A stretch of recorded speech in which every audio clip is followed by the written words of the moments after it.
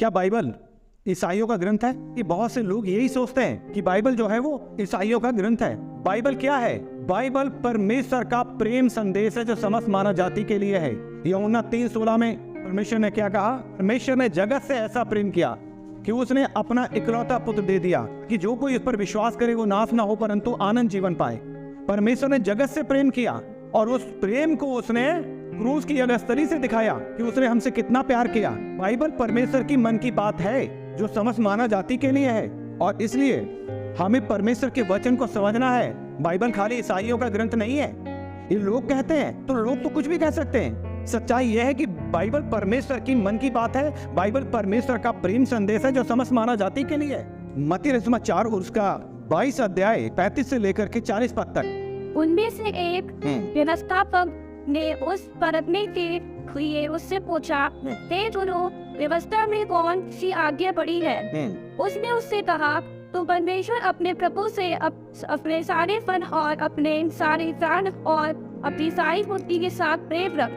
बड़ी और मुख्य आज्ञा तो यही है और उसी के समान यह दोस्ती भी है कि तू अपने पड़ोसी से प्रेम अपने समान प्रेम रख। ये कि 2 आज्ञाएं सारी व्यवस्था और भविष्यवाणियों का आधार है। परमेश्वर का वचन कहता है उनमें से एक परखने के लिए उससे पूछा। कई बार लोग चर्च में भी आते हैं तो परखने के लिए, वचन की भूख के लिए नहीं आते हैं, वचन को प्राप्त करने के लिए नहीं आते हैं, आत्मिक आशीषों को लेने के लिए नहीं आते हैं, बरकतों को लेने के लिए नहीं आते हैं, परखने के लिए। क्योंकि सदूकी लोग पुनरुत्थान पर विश्वास नहीं करते थे। तब एक व्यवस्थापक आया और परखने के लिए यीशु मसीह से पूछ रहा है, हे गुरु, व्यवस्था में कौन सी बड़ी आज्ञा है? उसने उससे कहा, तू अपने परमेश्वर प्रभु से अपने सारे मन, सारे प्राण और अपनी सारी बुद्धि से प्रेम रख। सारे मन, सारे प्राण और सारी बुद्धि से प्रेम रख। सारा मन हमें प्रभु को देना है, सारे मन से प्रभु को प्रेम करना है, क्योंकि प्रभु ने भी हमें सारे मन से प्रेम किया।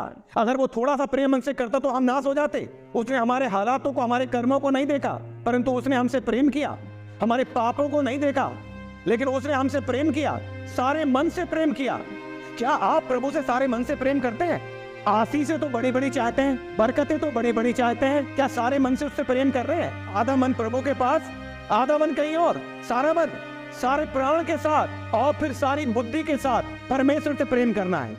लेकिन मैं इसके साथ महत्वपूर्ण दूसरी आज्ञा के बारे में बात करता हूँ जो लिखा है, और बड़ी और मुख्य आज्ञा तो यही है, बड़ी और मुख्य आज्ञा यही है कि तू प्रभु से प्रेम कर। प्रभु हमसे प्रेम कर रहा है और उसने अपने प्रेम को प्रकट भी कर दिया। उसने प्रेम का प्रमाण भी दे दिया। उसने अपने प्रेम को दिखा दिया कि जब हम पापी थे तभी मसीह हमारे लिए मरा। उसने अपने प्रेम की भलाई इस रीति से प्रकट की कि जब हम पापी थे तभी मसीह हमारे लिए मरा। प्रेम दिखाया उसने हमसे।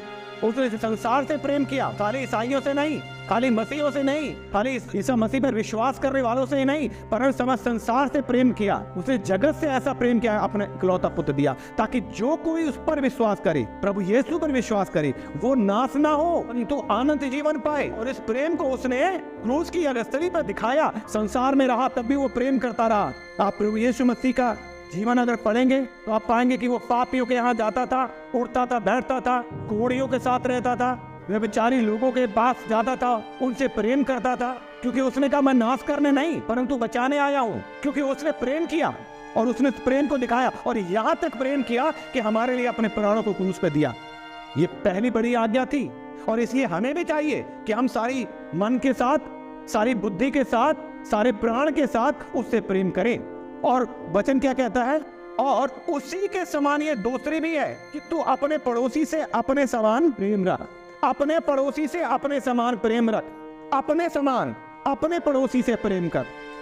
क्या हम अपने पड़ोसी से प्रेम करते हैं? बहुत मुश्किल है पड़ोसी से प्रेम करना।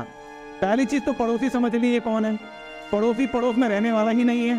पड़ोसी आपका मित्र है, पड़ोसी आपका परिचित है, पड़ोसी आपके पड़ोस में रहने वाला है। पड़ोसी जो रास्ते में आप जिसके साथ जा रहे हैं या बस में सफर कर रहे हैं या कहीं पर बैठे हैं, आपके बगल में बैठे वाला भी आपका पड़ोसी है। आप अपने पड़ोसी से अपने समान प्रेम करो। क्यों करो? क्योंकि प्रभु ने किया और हम प्रभु के लोग हैं, तो हमारे अंदर हमारे प्रभु का स्वभाव बना होना चाहिए। अपने पड़ोसी से अपने समान प्रेम कर। अब उसमें आपका, जिसे आप अच्छा नहीं समझते या जिसके साथ आपके अच्छे संबंध नहीं है या जिसके साथ आपकी बनती नहीं है, जिसके साथ आपका लड़ाई झगड़ा हो चुका है, जिसने आपको ठोकर खिलाई है, जिसने आपके साथ बुरा व्यवहार करा है, वो भी आपका पड़ोसी है। वचन तो कह रहा है उसे भी प्रेम कर। मुश्किल है प्रेम करना, और उसको प्रेम करने से पहले हमें चाहिए कि हम अपने आप से प्रेम करें। लिखा है अपने समान। अरे आप अपने आप से प्रेम नहीं कर रहे तो पड़ोसी से प्रेम क्या करेंगे? और अपने आप से प्रेम करने के लिए क्या है? हमें परमेश्वर से प्रेम करना पड़ेगा। परमेश्वर आपको सामर्थ्य देगा, तब आप पड़ोसी से प्रेम कर पाएंगे। अपने समान प्रेम। प्रेम अगर हम जिससे कर रहे हैं, क्या वास्तव में अपने जैसा कर रहे हैं? प्रेम तो कर रहे हैं, लेकिन हमारे प्रेम में अंतर होगा। अरे आप अपने आप से प्रेम नहीं कर पा रहे तो पड़ोसी से प्रेम क्या करेंगे? पहले तो अपने आप से प्रेम करना सीखिए। वचन क्या कहता है? परमेश्वर ने हमें अपने जैसा बनाया है, जैसा वो खुद है वैसा उसने हमें बनाया है, लेकिन हम अपने आप से प्रेम ही नहीं कर रहे। और प्रेम नहीं कर रहे हैं, इसके कारण क्या है? हम कई बार कुछ ऐसा करते हैं जिससे हमारा शरीर को हानि होती है। अपने समान प्रेम। अगर आप अपने आप से प्रेम करते तो अपने आप को नाश नहीं करते। लिखा है, क्या तुम नहीं जानते कि तुम परमेश्वर का मंदिर हो और परमेश्वर का आत्मा तुम में वास करता है? यदि कोई परमेश्वर के मंदिर को नाश करेगा तो परमेश्वर उसे नाश करेगा, क्योंकि वो पवित्र और तुम हो।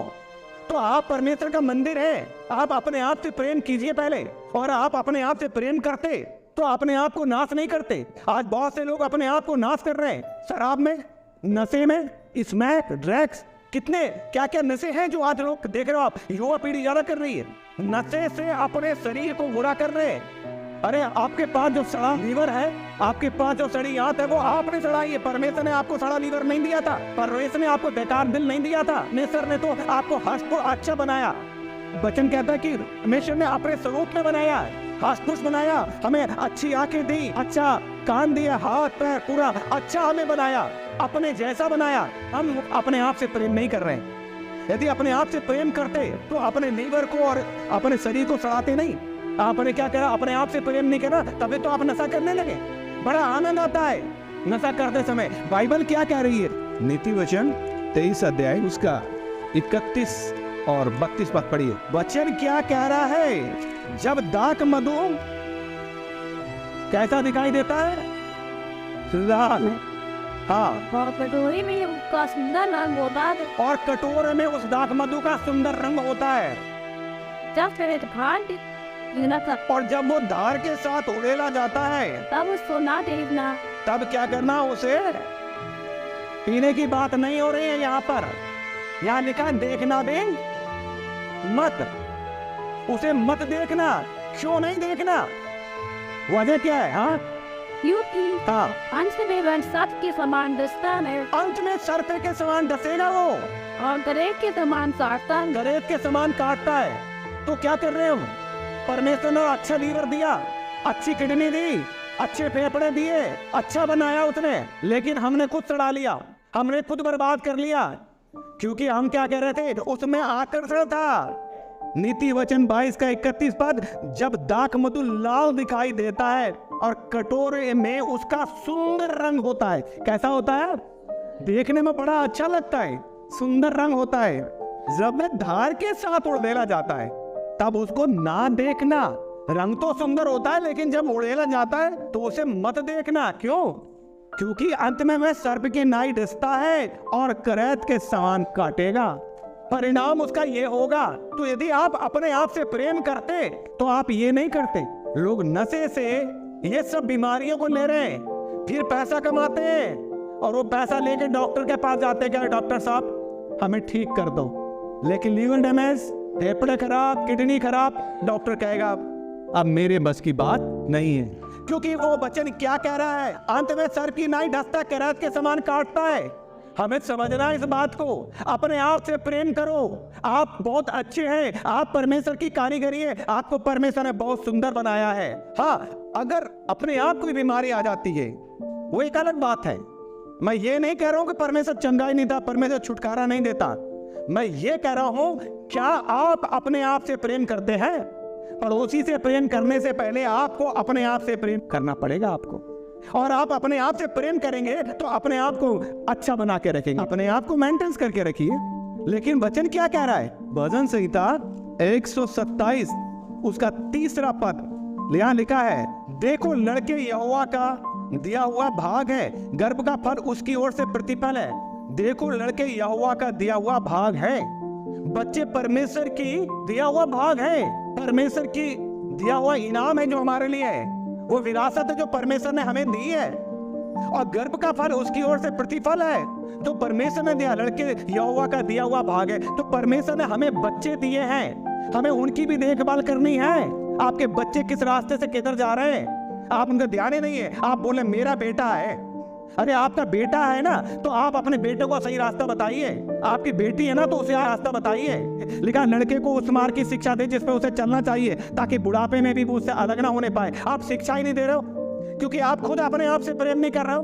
कई जगह तो ऐसा मिलेगा, बाप बेटा सब बैठ मिलके शराब पी रहे हैं साथ में। कल मैं किसी से बातचीत कर रहा था, तो वो बता रहा था कि हमारे यहाँ तो कल्चर है, ससुर बेटा और उसकी बहू हम लोग साथ में बैठ के पीते शराब। बाइबल अलग बताती है इसके बारे में। बाइबल कह रही है देखना भी मत, पीने की बात तो दूर रहे। और जब तेरे बच्चे जो है ना, वो यहोवा का दिया हुआ भाग है, परमेश्वर लेखा लेगा अगर तू अपने बच्चे को उसकी मार की शिक्षा नहीं देगा तो। और वो धीरे धीरे पीता रहेगा तो वास्तव में वो करैत के समान काटेगी। वचन ये स्पष्ट कहता है। किसके समान? हमें समझना है, हम बच्चों के प्रति लापरवाह है, क्योंकि बच्चा हमारे अगर वास्तव में कमाई कर रहे हैं, अच्छी तनख्वाह अच्छा लेकर के आ रहे हैं, तो जो मनमानी कर रहे हैं करने दो, आंख मूंद के बैठ जाओ। न्याय के समय परमेश्वर पूछेगा, तुझे मैंने अपंग बच्चा नहीं दिया था, चिड़ी किडनी वाला बेटा नहीं दिया था, फेफड़े वाला बेटा नहीं दिया था, अच्छा बेटा दिया था, तूने सिखाया उसे?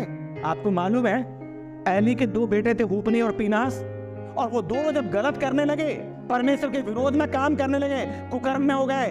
जो स्त्रियां वहां पर भेंट को लेकर क्या थी, उनसे कुकर्म करने लगे, बहुत से गलत काम करने लगे, तो वो दोनों बेटे मर गए।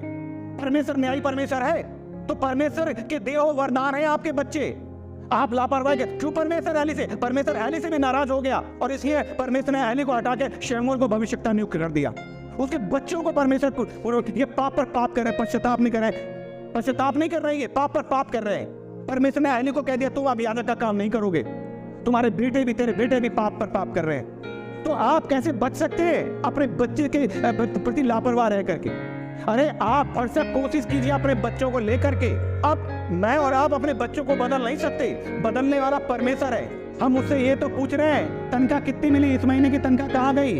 क्या हमने उससे ये पूछा आज तूने बाइबल पढ़ी, आज तूने प्रार्थना करी? ये नहीं पूछा। घर में क्या सामान चाहिए वो भी बता दिया, ये ले आना बेटा। ये नहीं बताया बेटा तेरे पास बाइबल है वो भी ले लेना, ये नहीं बताया। क्या शिक्षा दे रहे हैं हम? क्योंकि खुद हमारा हृदय परमेश्वर से दूर है।